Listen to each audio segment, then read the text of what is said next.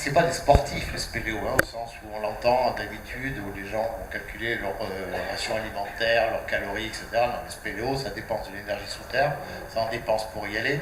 Donc ça mange, ça boit, ça fait soie, c'est gai. D'ailleurs, vous avez vu, ils se plaignent jamais. Hein. Ils sont tout le temps dans la tempête abominable, devant la caméra, ils ont toujours sourire. Voilà. Donc c'est quand même des gens un peu particuliers. Après, il faut gérer ça un peu avec doigté. Bon, c'est le rôle du chef d'expédition.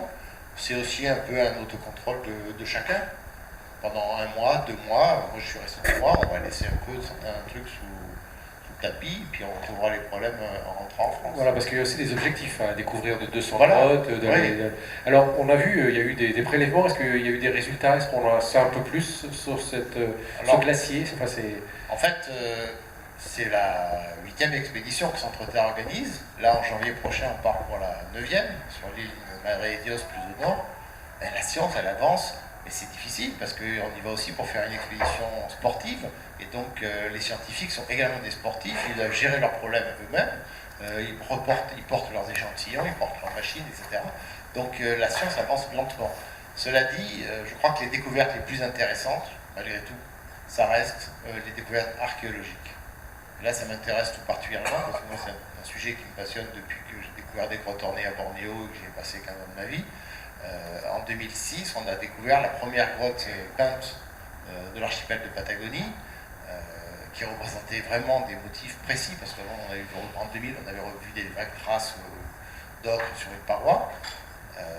Les derniers Kawashkar, qui sont plus que 5 ou 6 à parler la langue, avec une femme qui est âgée de 70 ans, qui est la seule femme du groupe, donc ils vont voir leur groupe mourir, c'est-à-dire leur langue mourir. Ça, c'est quelque chose de fatal qui va s'éteindre.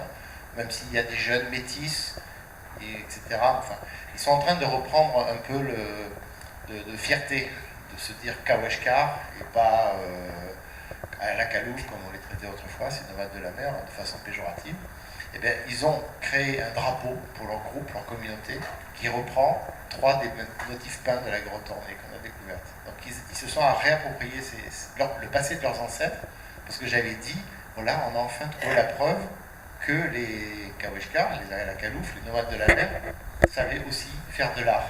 C'était la première fois qu'on trouvait une manifestation d'expression artistique pour eux. Et même Darwin avait dit, les avait traités d'arriérés, de plus bas de l'échelle humaine, etc. C'est simplement qu'ils n'avaient pas tout regardé.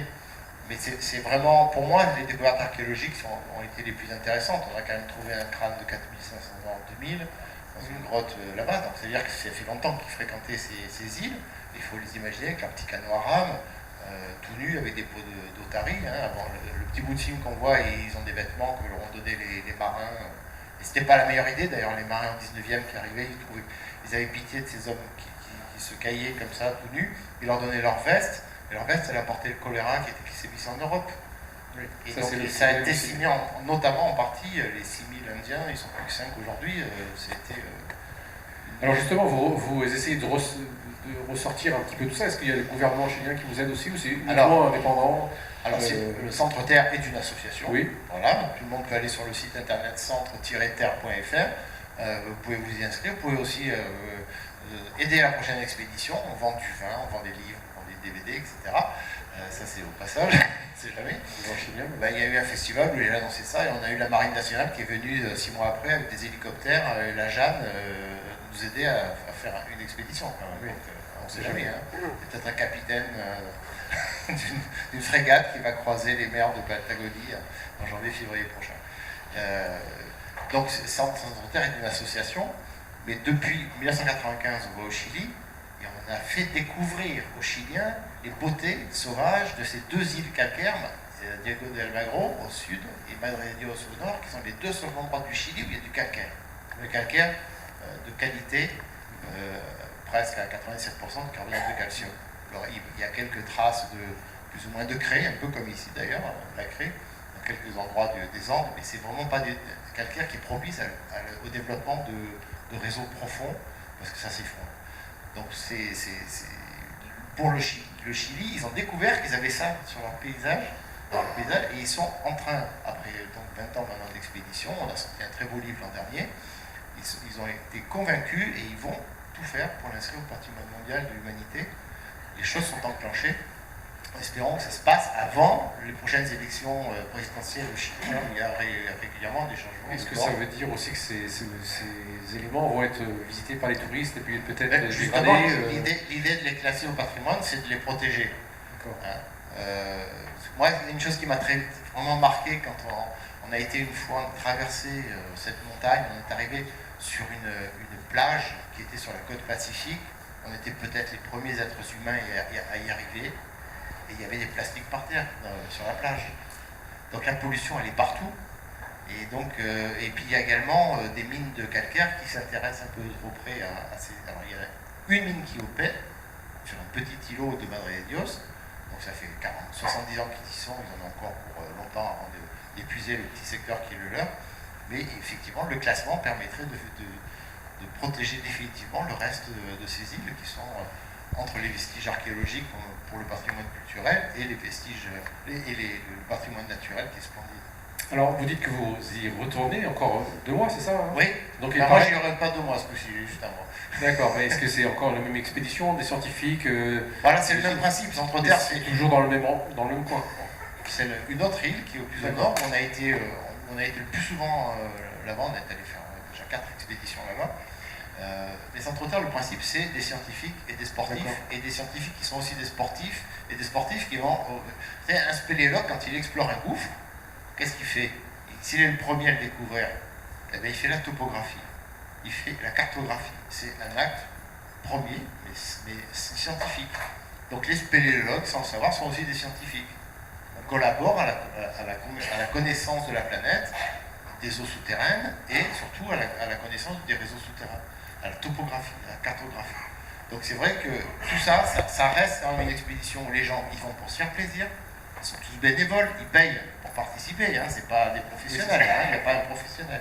Donc ils payent pour participer, c'est leurs vacances pour certains d'entre eux. Il faut imaginer ça, ils prennent des vacances pour partir là-bas. 1 mois ou 2 mois pour certains. Et tout le monde travaille dans ce grand chantier un peu à la gauloise, hein, c'est-à-dire très animé, très vivant, mais avec des objectifs qui sont quand même bien menés à bout. Oui, et puis il y a la transmission aussi avec les jeunes. Voilà, chaque expédition, voilà. il y a des nouveaux, et puis ce qui fait plaisir aussi, c'est que les anciens de l'expédition 97, on est toujours là, 20 ans, 25 ans après, pour participer à ces expéditions. Et c'est comme ça qu'un jeune, un jour, m'avait dit, ouais, vous dites que c'est terrible la Patagonie, mais chaque fois on voit la liste des gens qui partent, c'est toujours les mêmes. C'est que ça doit être pas mal quand même. C'est qu'il y a des avantages quand même. Et effectivement, quand on a découvert ces paysages sauvages, on a arpenté ces lapiaz en surface, qui sont extraordinaires, voilà, on ne peut pas revenir. C'est pas possible. Alors, vous disiez que vous étiez spécialisé à Bornéo, on ne peut pas être partout non plus. Non. Alors, comment on fait le choix justement de choisir qu'un seul endroit qu'on retourne à chaque fois il y a d'autres endroits aussi? Moi, j'ai 3 endroits dans ma vie où j'ai été très souvent, c'est la Nouvelle-Guinée. J'ai fait ma première expédition spéléo en Papouasie-Nouvelle-Guinée dans un gouffre géant. Je suis retourné après pour traverser l'île du sud au nord à pied avec un copain spéléo d'ailleurs. On a fait un film et un livre, et puis on est retourné en 93. La première expédition de Centre-Terre, c'était pour aller en Papouasie sur un gouffre géant. Après, c'est Bornéo qui m'a beaucoup occupé ma vie, parce que de 88, où la première expédition, j'ai traversé l'île d'ouest en est, en suivant l'équateur avec des copains. On a trouvé un abri sous roche avec des dessins en charbon de bois, et moi ça m'a tout de suite fait tilt. Je suis documenté, je suis retourné 2 ans après avec un archéologue.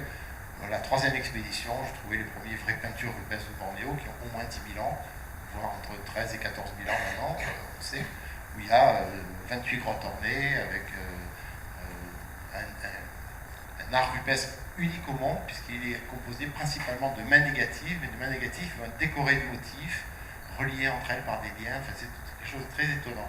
Si ça vous intéresse, j'ai quelques exemplaires en vente, vous pouvez le voir après, de Bornéo, notamment, et des autres DVD. Je peux m'appuyer. Absolument, c'est bien pour ça. Alors donc, Bornéo, Chili et puis la Patagonie. Mais il y a aussi l'Afrique, où j'ai été assez souvent. Voilà, donc plus de 25 ans d'exploration, d'archéologie à travers le monde. Eh bien, il ne nous reste plus qu'à vous remercier, Victor Eiffage. Il est encore parmi nous, n'hésitez pas. 25 ans d'exploration, on a la chance de l'avoir ici à Saint-Valéry, et bien conservé. Merci beaucoup, M. Céliage. Merci de cette invitation. Alors, on va faire terminer, on va faire un tirage au sort